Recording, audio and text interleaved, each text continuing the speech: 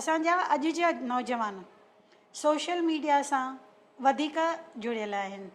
त social media जे ज़रिए सिंधी भाषा जे वाधारे जे लाइ बि त ज़रूरु तव्हांजी योजनाऊं हूंदियूं कुझु? बिल्कुलु मां जॾहिं जॉइन कयो त मुंहिंजा ॿई ऑब्जेक्ट्स मेन रखिया मां। पहिरियों त नई टईअ खे NCPSL सां जोड़णु जी ऐं ॿियो सिंधी ॿारनि में सिंधी थियण जो प्राउड फील कराइणु। जी उन्हनि खे लॻणु घुरिजे की असां वटि घणेई सिंधी अचीवर्स आहिनि। उन करे इन ॻाल्हि जी कोशिशूं हलनि पियूं त असां अहिड़े टाइप जा वर्कशॉप ऑर्गेनाइज़ कयूं सॼे इंडिया में, जंहिंसां असांखे उहे यंग राइटर्स यंग पोइट्स मिलनि। इवन मुंहिंजो फ्यूचर प्लानिंग इहो आहे त छो न जेको आहे दूरदर्शन ते सिंधी चैनल स्टार्ट थी रहियो आहे। हाल फ़िलहालु DD गिरनार जे तरफ़ां 1 कलाक जो प्रोग्राम शुरू थी वियो आहे, पर इन सां बि सेटिस्फाइड न आहियूं छाकाणि इहो प्रोग्राम 24 कलाक ताईं हलंदो। असांजी गवर्नमेंट खे रिक्वेस्ट बि आहे, उन लाइ असांजा ॿार तयारु हुअणु घुरिजनि। जी त मां चयो त छो न स्टूडियो मैनेजमेंट ते वर्कशॉप कयो वञे। मां सम्झां थो जल्दी बॉम्बे में इन टाइप जो प्लान थी करे मूं वटि को प्रपोज़ल ईंदो, छाकाणि घणी संस्थाऊं इन लाइ काफ़ी एंथ्यूज़म आहे उन्हनि जे अंदरि। त वॉइस मॉडलिंग आहे, स्टूडियो मैनेजमेंट आहे, सिंधी पोइट्स ॿारनि लाइ, सिंधी राइटर्स, स्टोरी राइटिंग्स, तव्हांजो ट्रैवलॉग, इन टाइप जा वर्कशॉप मां करण जी कोशिशि कंदुमि। ऐं जेके बि प्रोग्राम असांजा NGO लाइ या कॉलेजनि लाइ अप्रूव थियनि था त मां उन्हनि में पहिरीं रिक्वेस्ट इहा ई विझंदो आहियां त इहे प्रोग्राम्स कॉलेजनि ऐं स्कूलनि में कया वञनि। त जेसि ताईं असांजी नई टई इन प्रोग्रामनि सां इन वर्कशॉप सां न जुड़ंदी तेसि ताईं असां जेको सुपिनो भारत सरकार ॾिठो आहे ऐं असांजे सिंधी समाज ॾिठो आहे त सिंधियत जो फैलाव देश जे हर कोने में थिए, उन ऑब्जेक्ट ताईं असां पहुची न सघंदासीं। मां इन ॻाल्हि में कुझु ॻाल्हियूं शेयर करणु चाहींदुमि त भारत सरकार त काफ़ी कोशिशूं करे रही आहे कि सिंधी समाज खे असां अॻियां वधायूं। सिंधी समाज जी भाषा, उन्हनि जी संस्कृति, उन्हनि जी परंपराऊं सॼे भारत ताईं पहुचनि। ऐं असांजो जेको मिनिस्टर आहे डॉक्टर रमेश पोखरियाल साहब, उन्हनि चयो कि जेके सिंधी राइटर्स लिखनि था उन्हनि जूं तमामु सुठियूं राइटिंग्स आहिनि, छो न इन राइटिंग्स खे हिंदीअ में बि ट्रांसलेट कयो वञे या ॿियूं जेके भारतीय भाषाऊं आहिनि जेके भारत सरकार संविधान में अप्रूव करे रखियूं आहिनि उन्हनि भाषाउनि में बि सिंधी साहित्य पहुचे ऐं उन्हनि ॿियनि भाषाउनि जो बि सिंधी साहित्य में ट्रांसलेशन थिए त असां जंहिं प्रकार जे समाज जी स्थापना जी सोचे रखियो आहे भारत सरकार। नरेंद्र मोदी जेको असांजो प्रधानमंत्री आहे उहो बि ॾाढो एक्टिव आहे ऐं उनखे लॻे थो कि हिकिड़ो अहिड़ो भारत ठहिणु घुरिजे जंहिंमें सभु जातियूं सभु धर्मनि जा माण्हू जेको आहे उन्हनि में पाण में होमोजिनिटी हुजे ऐं उन्हनि में यूनिटी हुजे। जीअं तव्हां हाणे ॿुधायो त DD चैनल 24 कलाकनि जे लाइ शुरू थियण वारो आहे, त उन्हनि जी तव्हां कुझु डिटेल में असांखे जानकारी ॾेई सघंदा? मां थोरी घणी जानकारी आहे। उन्हनि जा जेके चेयरमैन साहब आहिनि सूर्य प्रकाश जी आहिनि जेको आहे, मां असांजा इंदौर मां MP साहब जेके आहिनि शंकर लालवाणी साहब, असां उन्हनि सां मिलिया हुआसीं ऐं उन्हनि इन ॻाल्हि जी ॼाण ॾिनी आहे त असां बिल्कुलु डेडिकेटली सां कमु करणु चाहियूं था। ऐं उन्हनि चयो कि असांखे तव्हां न केवल कंटेंट ॾियो उन प्रोग्रामनि लाइ, बल्कि असांखे अहिड़ा बि जेको टेक्नीशियन्स आहिनि, एंकर्स आहिनि, उन्हनि जी बि लिस्ट ॾियो त जंहिं करे असां उन्हनि सां मिली करे इन सिंधी चैनल खे अॻियां वधाए सघूं। त उन्हनि जूं काफ़ी कोशिशूं आहिनि, भारत सरकार बि काफ़ी कोशिशूं करे रही आहे ऐं NCPSL जे डायरेक्टर हुअण जे नाते जेको मां लिखी सघां थो, मां डायरेक्ट त अप्रोच नथो करे सघां, पर चूंकि सिंधी भाषा खे रिप्रेज़ेंट कयां थो मां ऐं उन जो भारत सरकार जो सभिनि खां वॾो पद आहे भारत सरकारी तौर ते, त मां जेको आहे पॉलिटिशियंस ताईं पहुचण जी कोशिशि कयां थो। भारत सरकार जूं ॿियूं बि संस्थाऊं आहिनि उन्हनि खे उन्हनि वटि पहुचण जी कोशिशि कयां थो ऐं उन्हनि खे ॿुधायां थो त कीअं असांजो सिंधी समाज जो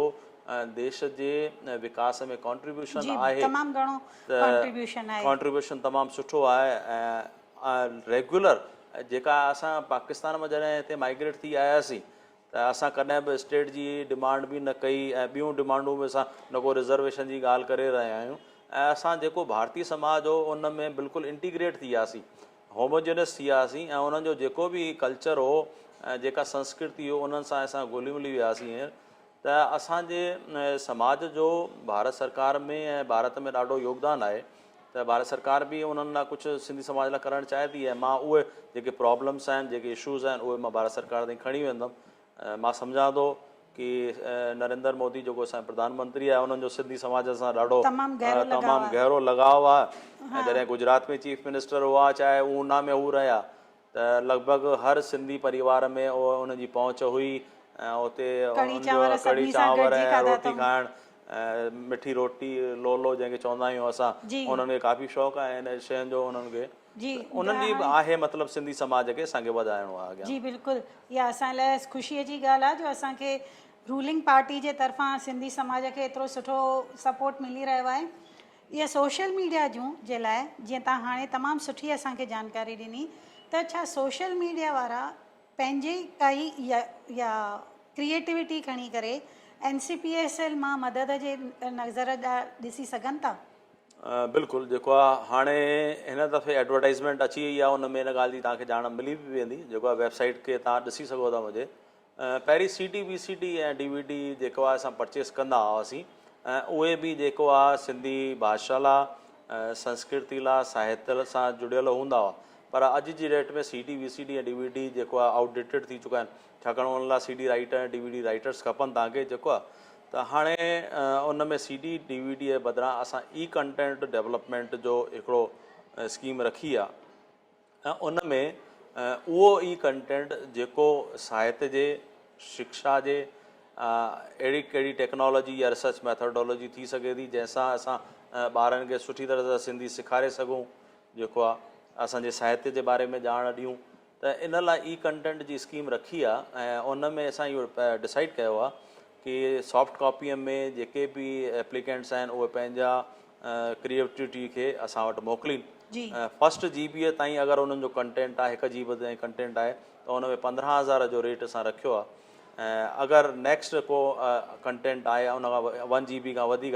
त नेक्स्ट 1 GB लाइ असां 7,000 रेट फिक्स कयो आहे। उहे उन में इन्हनि खे जेको तव्हांखे सॉफ्ट कॉपी में मोकिलिणो आहे त उन में कंटेंट सिंधी भाषा खे कीअं वधाइजे ऐं सिंधी भाषा जे फैलाव जे लाइ ॿिया कहिड़ा तरीक़ा असां करे था सघूं असांखे बिल्कुलु असांजी हिस्ट्रीअ खे को खणी अचे अहिड़ी का शइ अची आहे असांजे साहित्य खे अॻियां खणी अचे सिंधी अचीवर्स खे खणी अचे इहे घणेई शयूं आहिनि जेके सिंधी समाज जूं अञा ताईं पब्लिक डोमेन में न पहुतियूं आहिनि त हिकु नई क्रिएटिविटी जेको आहे असांजे समाज में उनजी ॼाण असांजे समाज ताईं पहुचे उन लाइ कंटेंट असां रखियो आहे ऐं जेके बि एप्लीकेंट्स आहिनि उहे पेन ड्राइव में या मां हिकिड़ी स्पेसिफिक मेल जेको आहे ईमेल ठाही आहे उन ते हू पंहिंजो कंटेंट मोकिले सघनि था पर मां इन करे जेको आहे थोरो कॉशियस हुउमि त छा आहे कि 1 GB जो अगरि कंटेंट ईंदो आहे अगरि 100 जेको आहे 100 एप्लीकेंट्स आहिनि त 100 GB जेको आहे उन में मुंहिंजी जेका वेबसाइट आहे उहा डैमेज थी सघे थी त इन करे मां चयो कि अगरि पॉसिबल हुजे त तव्हां पेन ड्राइव में पंहिंजो कंटेंट खे कंटेंट खे मोकिलींदा ऐं उनखे चेक करण बि मुंहिंजे लाइ आसानु रहंदो मुंहिंजे ऑफिस वारनि खे जेको आहे। जी बिल्कुलु बिल्कुलु इहा तमामु तव्हां सुठी पहल शुरू कई आहे जंहिंमें मां सम्झां थी त चङनि ई सिंधी नौजवाननि खे इन मां फ़ाइदो मिली सघंदो। अॼु मूंखे लॻे थो त असांखे तमामु घणियूं नयूं ॻाल्हियूं ख़बर पइजी रहियूं आहिनि हिन इंटरव्यू जे द्वारा त जेतिरो थी सघे इन्हनि खे ॿियनि सिंधी भाउरनि ताईं ज़रूरु पहुचाईंदा छो त NCPSL डॉक्टर प्रताप पिंजानीअ जे अचण खां पोइ जंहिं कामयाबीअ जी मुक़ाम ताईं पहुती आहे जेके ऊचाइयुनि ते हलंदी थी हले सफलता जो नज़ारो ॾिसी रही आहे त मां चाहींदसि त प्रताप जी जे अखियुनि सां असां सभु बि उहो नज़ारो ॾिसंदा अॻियां वधूं।